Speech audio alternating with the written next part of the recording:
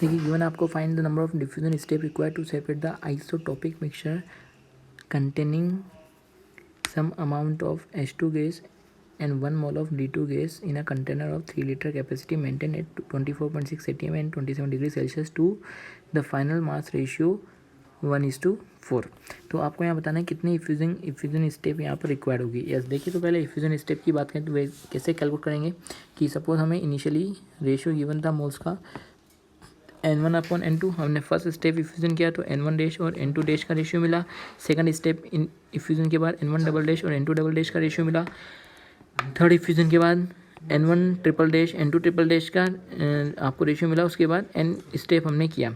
तो यहाँ पे रेट ऑफ डिफ्यूजन अगर हम मोल्स की टर्म में बात करें तो क्या होगा, dN/dt। फर्स्ट स्टेप इफ्यूजन के लिए हम बात करें तो फर्स्ट स्टेप के बाद जो मोल्स का रेशियो मिलेगा N1 डैश और N2 डैश वो क्या होगा, N1 dash dt/N2 dash dt equal to dt से dt, बिकॉज दोनों के लिए सिमिलर टाइम तक इफ्यूजन हो रहा है तो dt से dt कैंसिल आउट हो जाएगा, बचाया क्या N1 डैश/N2 डैश। और किसके बराबर होगा, यहाँ पर अगर हम रेट ऑफ इफ्यूजन की बात करें क्या होगा, PA/√Tm। आपको ए का वेरिएशन गिवन नहीं है, आपको टाइम का वेरिएशन गिवन नहीं है। प्रेशर को आप क्या लिख देंगे, nRT/V /√Tm/A। तो बचा क्या, एन और मोलर मास पे यहाँ पे डिपेंड करेगा। तो इनिशियल मोल्स और मोलर मास जो भी रहेगा, तो initial moles of N1 first gas upon N2 √M2/M1, because molar mass inversely proportional है। अब जब हम सेकंड स्टेप की बात करेंगे तो सेकंड स्टेप इफ्यूजन में इनिशियल मोल्स क्या होंगे, N1 dash and N2 dash. तो इफ्यूजन के बाद जो मोल्स का रेशियो मिलेगा वो क्या है, N1 डबल डैश और N2 डबल डैश। तो ये किसके बराबर होगा, यहाँ पे dt से dt कैंसिल आउट हो जाएगा तो N1 double dash N2 double dash बचेगा। तो यहाँ पे किसके बराबर होगा, अब सेकंड स्टेप में इनिशियल मोल्स कौन से हो जाएंगे, ये जो इस बॉक्स में है, इनको बॉक्स नंबर 1, 2 और 3 दे देते हैं, राइट। तो जब फर्स्ट बॉक्स में यहाँ पर या इनको नंबर देते हैं, इसको 1, इसको 2, इसको 3 और इसको 4। तो सेकंड बॉक्स में जो मोल्स हैं वो सेकंड स्टेप के लिए क्या होंगे, इनिशियल मोल्स। तो N1 डैश/N2 dash root molar mass M2/M1, right. अब N1 डैश/N2 डैश की जगह आप क्या पुट कर सकते हैं यहाँ पर, यहाँ से आप देखिए N1/N2 root M2/M1, N1/N2 root M2/M1 और M2/M1 का रूट यहाँ पे था तो ये क्या हो जाएगा, रूट M2/M1 स्क्वायर, ठीक है। थर्ड स्टेप की बात करें, थर्ड स्टेप यानी ये वाला स्टेप, यहाँ पर आफ्टर इफ्यूजन मोल्स का रेशियो क्या मिलेगा, N1 triple dash N2 triple dash. तो ये मोल्स का रेशियो क्या होगा, dt से dt कैंसिल आउट हो जाएगा तो N1 ट्रिपल डैश और N2 ट्रिपल डैश बचेगा। ये किसके बराबर होगा, अब इस स्टेप के लिए इन इनिशियल मोल्स क्या होंगे, N double dash N1 double dash और N2 डबल डैश। तो N1 डबल डैश और N2 double dash root of M2/M1। अब N1 डबल डैश और N2 डबल डैश की जगह आप क्या पुट कर सकते हैं, ये वाला टर्म, राइट, ये जो हमने यहाँ से लिया है तो इसको पुट कीजिए तो आपको मिलेगा N1/N2 root of M2/M1 power 3। अगर n स्टेप है तो यहाँ पे क्या हो जाएगा, N1/N2 M2 root M2/M1 power n, ठीक है। तो ये तो nth स्टेप के लिए हमने बात की है।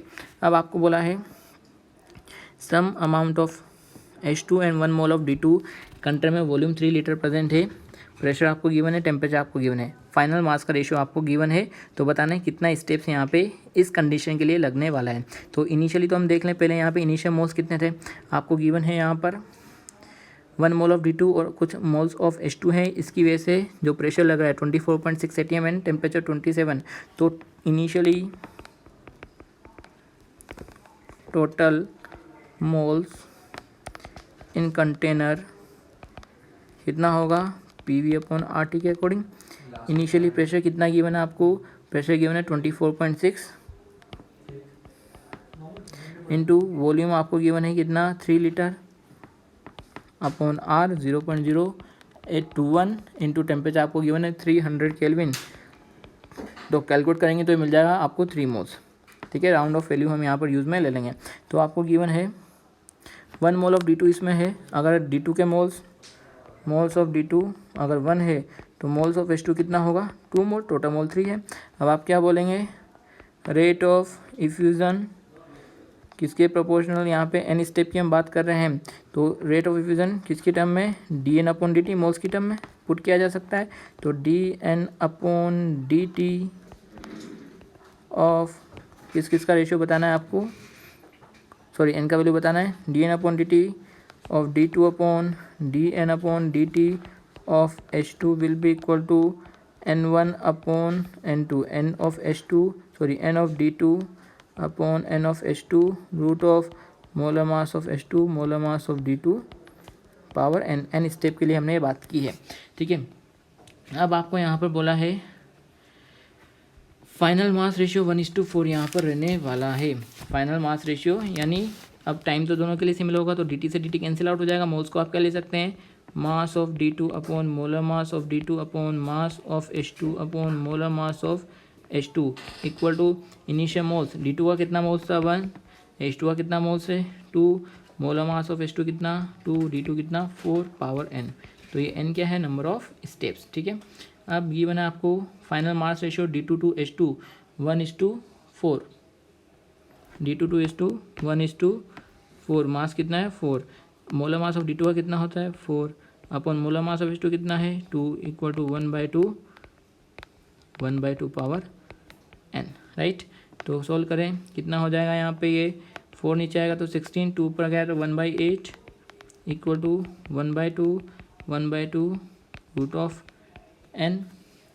कितना बचा, ये 4 टाइम्स कैंसिल आउट हो जाएगा, 1/4 equal to 1/2 root power n।